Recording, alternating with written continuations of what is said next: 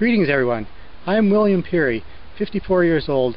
I spend most of my time making repairs to people's homes, working in the Burlington area as a carpenter to pay the bills. In the early 90s I discovered that I could travel around South and Central America super cheap. I learned about the economic forces driving horrific reigns of terror imposed by US-sponsored fascist military dictatorships following CIA overthrows of popular democratically elected governments. Identifying with impoverished, exploited, oppressed, and terrorized people set me on a spiritual quest to find a way to shift this corporate globalization paradigm. I believe that spiritual actions, skillfully performed with compassion and wisdom, have the power to overcome evil forces in ways difficult to comprehend. I wish to confess that for 3 years I believed a fraudulent conspiracy theory promoted by the government and the corporate news media. The condensed version of which goes, international boogeyman Osama bin Laden and his Muslim fanatic buddies conspired in a cave to sneak attack America using 19 hijackers with box cutters, and managed to defeat the most sophisticated defense system in history. That Hani Hanjour, who could barely fly a Cessna, flew an astounding spiral dive maneuver to crash Flight 77 into the Pentagon, the most well-protected building on Earth. Other hijacker pilots, by flying planes into 2 buildings of the World Trade Centers, caused 3 of them to collapse straight down, totally, and at free fall speed. A new Pearl Harbor, a catastrophic and catalyzing event, as the Project for a New American Century put it 1 year before the day that changed the world. This evil conspiracy theory had already spawned 2 horrific wars with more than 500,000 deaths. Then I watched a documentary called Confronting the Evidence. The researchers revealed a broad array of information that had been completely censored by the news media, right, left, and center.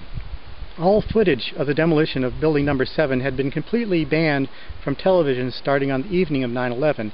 On some camera angles, you can clearly see the penthouse falling into the roof, seconds before the entire skyscraper falls into its own basement. The whole affair was a shock and awe psyops, or psychological warfare operation in civilian speak. The implications of all this is truly staggering. 9/11 truth is 10 times bigger than the Watergate scandal. I've always had difficulty with injustice, especially injustice of gigantic magnitude. So many institutions are involved in covering up the truth. At the time, I was extremely upset reading reports that Dick Cheney had tasked the United States Strategic Command with drawing up contingency plans to be employed in response to another 9/11 type terrorist attack or attack on a U.S. military base. These plans included a large-scale air assault on Iran, employing both conventional and tactical nuclear weapons. My reasoning went that in order to save the lives of millions of Iranians, we had to grow the 9/11 truth movement and public awareness of the big lies, thereby increasing the risk to the occult societies and intelligence agencies of their operations backfiring on them, in turn, hopefully preventing another false flag terrorist attack and resulting war. So I decided that for the sake of humanity, to come out of the truth closet in a big way. I felt my prayers had been answered.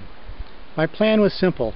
I would burn thousands of the most powerful 9/11 truth DVDs and give them away to people at peace rallies. The evidence on the video is so convincing that anyone who watches one will be compelled to repent their belief in the official 9/11 conspiracy theory. They, in turn, will empower their friends by convincing them that the official 9/11 story is a big lie. I was a man on a mission from God to save the lives of millions of good people, determined not to let the fear of persecution stop me.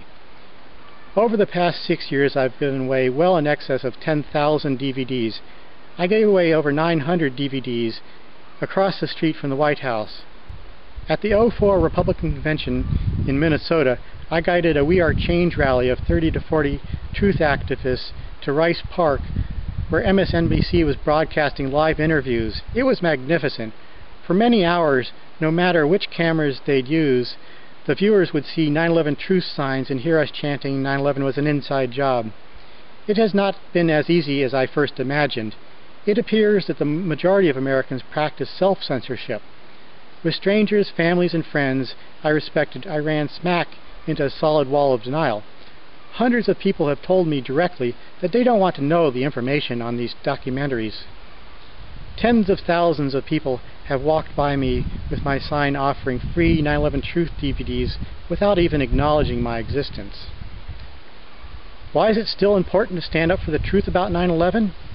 I believe that the widespread acceptance of big lies as the truth is the very foundation upon which a fascist state is constructed. An analogy I like is that of a gigantic ocean liner that has a relatively small rudder hidden underneath. Although unseen, the set of the rudder determines if the ocean liner ends up in Europe, Africa, Antarctica, or goes around in circles. For the past 9 years, the big lies about 9/11 have turned the rudder of public perception to cause America to proceed in a very dark and dangerous direction. The myth makers know how to affect the set of the rudder and have enormous power to shape world events. If the American people became aware about the truth behind 9/11, the ship of state would go in a much healthier direction, being extremely beneficial for the entire planet. The problem now, from the perspective of the myth makers, is that the 9/11 shock and awe effect is wearing off. The public is no longer as deeply trapped in feelings of victimhood and vulnerability and fear. Creating and maintaining fear is the key to control. After the first Pearl Harbor attack, the American public was filled with fear and hatred. Most of its country's resources were poured into the corporate military-industrial complex, and it became extremely powerful. Immediately after World War II, Japan and Germany were replaced by the Red Menace. The Soviet Union's military capabilities were continually exaggerated. Throughout the Cold War, the American people continued to be extremely fearful of the communists. We were told that they just wanted to take over the world and kill and enslave us all. Trillions of dollars continued to flood into defense contractors to create a vast store of weapons of mass destruction. 20 years ago, the Soviet Union collapsed. The United States government persisted in spending enormous amounts on the military, but in order to thrive in an extreme way, a corporate military-industrial media complex needs a terrifying enemy, and if an enemy shortage occurs, it will create a largely imaginary one if necessary. Thank you for listening to my stories.